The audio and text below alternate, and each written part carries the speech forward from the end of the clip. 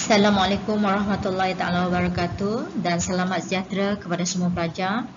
So hari ini saya nak terangkan tajuk pemfaktoran bagi ungkapan algebra. Okay, so dalam bahasa Inggeris dia adalah factoring of algebraic expression.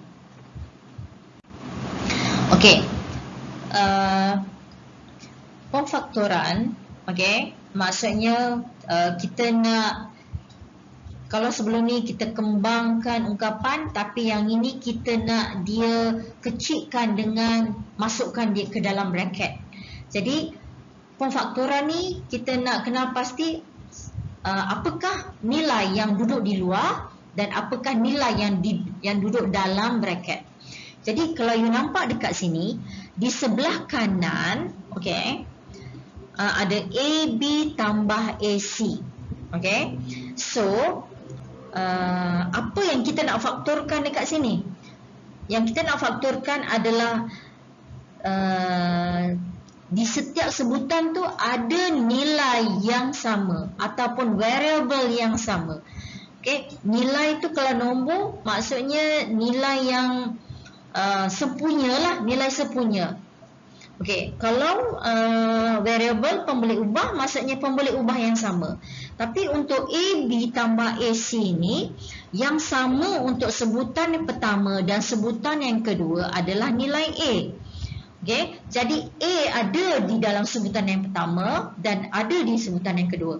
Jika di sebutan tu ada nilai yang sama, dia akan duduk di luar. Itu yang A ni yang sama dia akan duduk kat luar. Yang tak sama tu dia akan duduk dalam bracket. So inilah kita panggil pemfaktoran. Okay, pemfaktoran, kita nak faktorkan dia. Sebab tu nilai yang sama akan berada di luar. Okay, jadi kalau you nampak kat sini AB tambah AC, apakah nilai yang sama dekat luar? Adalah nilai A. Apa nilai yang tak sama? B tambah C. Jadi A dekat luar, B tambah C di dalam.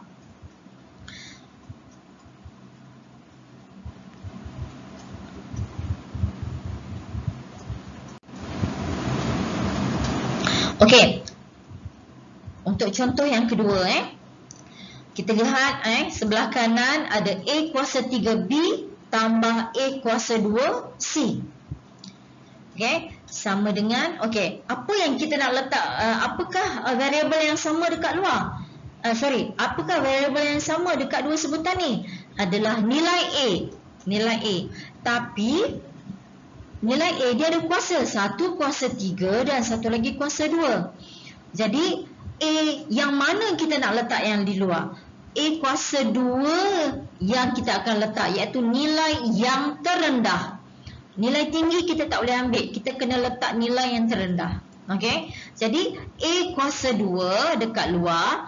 Okey, jadi untuk dapatkan sama seperti sebutan yang pertama tadi ni, bila A kuasa 2 di luar, yang dekat dalam mestilah, okey, kat sini ada silap. Okey, A kuasa 2 dia nak 3, jadi kat sini ada satu lagi A. Okey, tambah, okey, A kuasa 2 dah ada dekat luar, C. Jadi ini betul, okey. Jadi contohnya kat sini, A kuasa 3 dengan A kuasa 2, apa yang nak letak dekat luar adalah A kuasa 2. Okey, apa yang nak letak kat dalam adalah dalam bracket AB tambah C. Jadi inilah pemfaktoran yang kita akan buat. Okey, inilah contoh-contoh dia.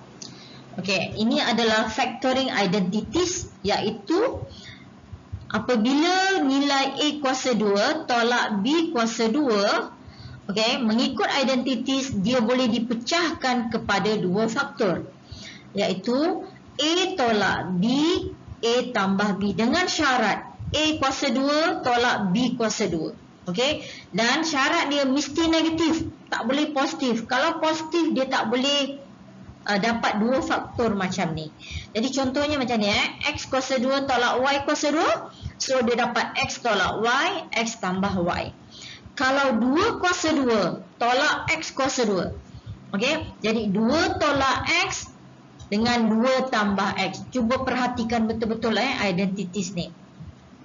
Okey, kalau 4X kuasa 2 tolak 16Y kuasa 2. Jadi 4 boleh jadi 2X kuasa 2. Dan 16 boleh jadi 4Y kuasa 2. Jadi 2X tolak 4Y. Faktor yang pertama, dan faktor yang kedua adalah 2X tambah 4Y.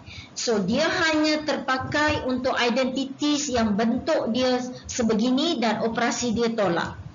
Kalau A kuasa 2 tambah B kuasa 2, okey, ini tak boleh guna identities ni.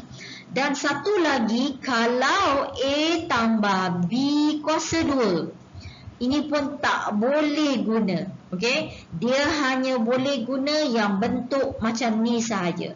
A kuasa 2 tolak B kuasa 2.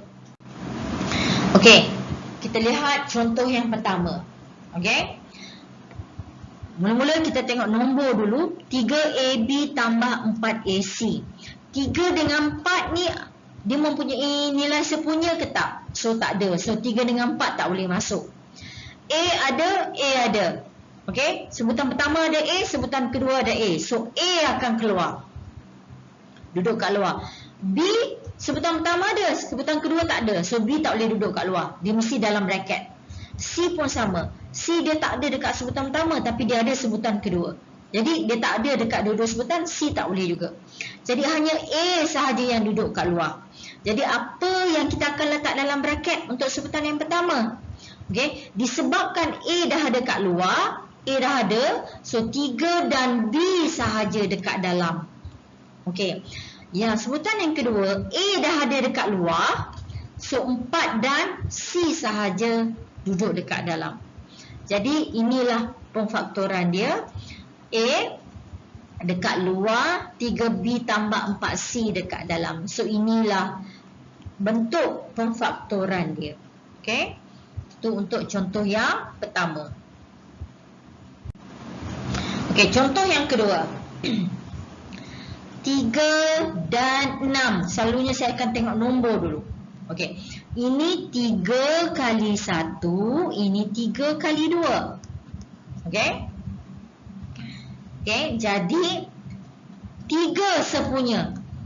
Sebab tu 3 duduk luar, 1 dan 2 duduk dalam. 1 dekat sini, 2 dekat sini. Okey, 1 dekat sini, 2 dekat sini.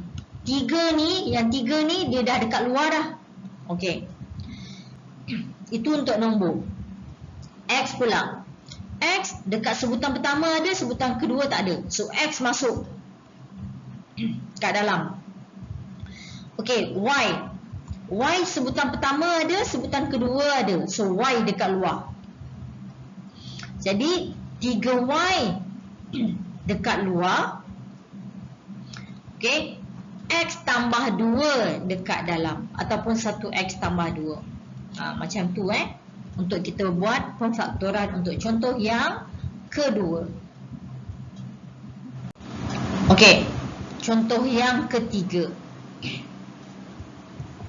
Kalau kita tengok mata kita nampak macam susahnya kan, tapi sebenarnya dia mudah sangat. Okey. Untuk 4, 8, 16. Dia adalah 4 kali 1, 4 kali 2, 4 kali 4. Okey. Jadi 4 yang akan keluar sepunya. Untuk tengok 4 yang akan keluar. Ni dia 4 keluar. Okey, lepas tu untuk A kuasa 3, A kuasa 2, dengan kat sini A kuasa 4. Kuasa 3, kuasa 2, kuasa 4. Yang terendah A kuasa 2. So A kuasa 2 letak luar. Okey, B kuasa 2, B kuasa 2. Okey, yang terendah B. So ni B So B letak luar. C C kuasa 2, C kuasa 4, C kuasa 3. Yang terendah C kuasa 3, C kuasa 2. So C kuasa 2 duduk luar. Okey. So sekarang ni kita confirm 4 A kuasa 2, B, C kuasa 2 duduk dekat luar. So apa yang nak duduk kat dalam? Okey, kita lihat 4 dah ada kat luar. 4 ni dah ada kat luar. A kuasa 2, dia nak A kuasa 3. Jadi tambah 1 A. B dah ada dekat luar. B dah ada. So tak payah tambah. C kuasa 2.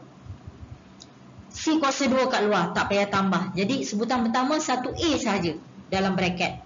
Okey, sebutan kedua. Dia nak 8 tapi 4 dekat luar. So 2. Okey. Dia nak A kuasa 2. A kuasa 2 dah ada dekat luar. So tak payah letak A.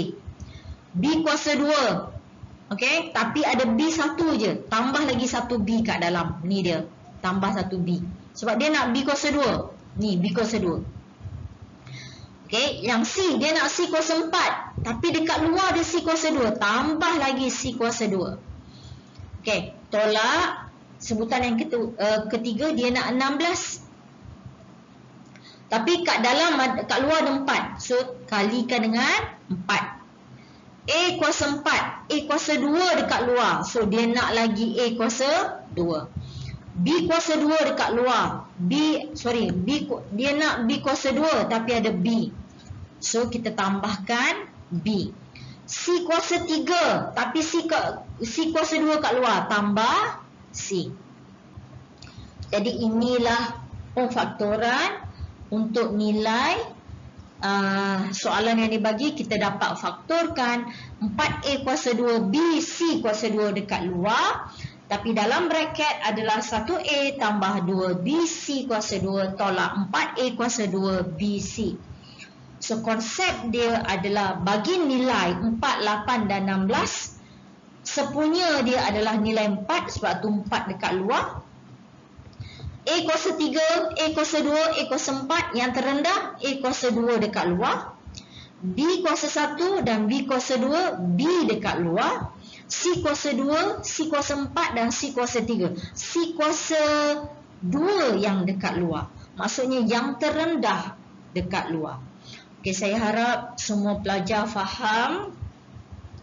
Boleh tengok berulang kali video ni untuk fahamkan macam mana nak buat pemfaktoran.